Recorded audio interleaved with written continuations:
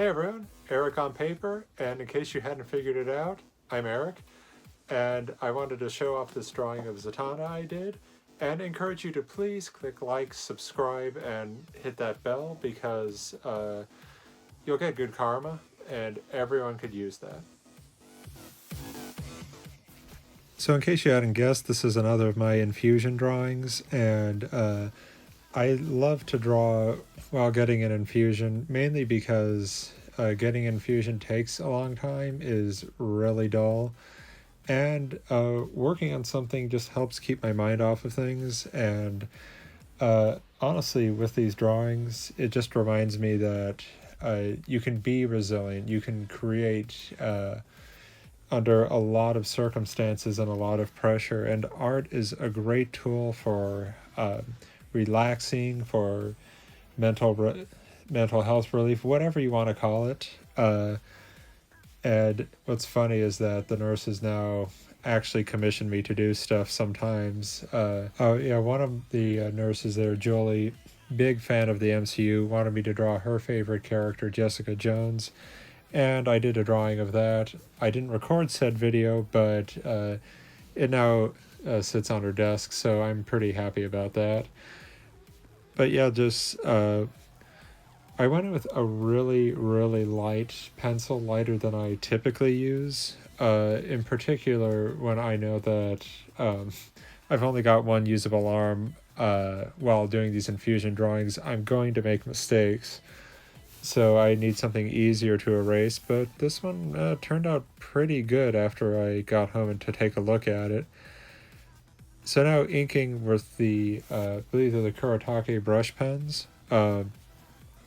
I absolutely love these things. I think they're going to be my go-to tool from now on. If you've been watching my show for a while, you've seen me inking with quills, with brushes, with microns. I find that this is the happiest medium of them.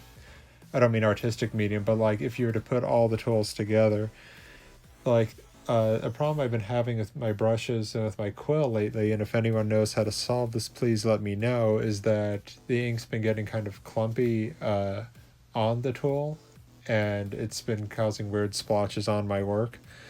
So I've been finding with these that you can get really smooth lines, and that's something I'm really trying to be conscious of and focus on, especially when drawing someone like Zatanna, a very feminine figure, and probably my favorite, or one of my favorite characters in the DC universe. I just love her backstory. I think she's cool. I don't know why Bruce ever went after anyone else, but that's just fan rant.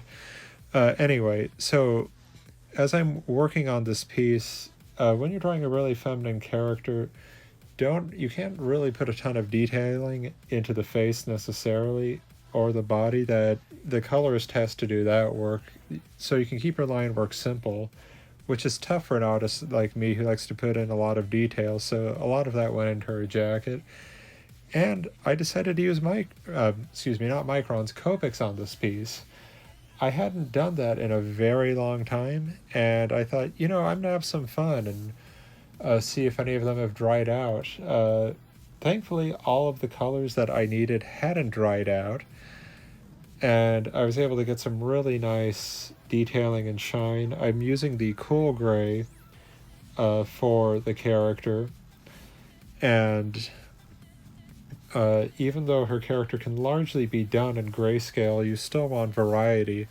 So like her jacket and hat, I used the darker tones, and then when it came to like the hat band and her chest piece. See, I don't know garments very well. I do know that's a bow tie and gloves, but anyway, I just went with the lighter pieces or lighter colors to fill in those pieces.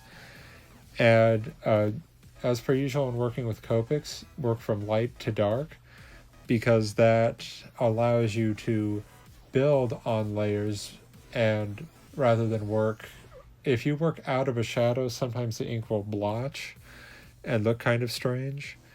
And same with these skin tones here. I am building it up with the lightest skin tone and just adding layer upon layer of color. An interesting thing too, and a tip I wanted to share is that if possible, color under neutral, under lighting that's very neutral. Like I was filming this and coloring under a bulb that I believe had tungsten in it, which cast an orange pall over the piece. And when I came back to look at my colors later, I realized that the warmth was gone from the drawing, and that's not a bad thing because I thought the drawing was too warm. But if possible, keep your workspace evenly lit. And yeah, I'm actually really happy with how this turned out.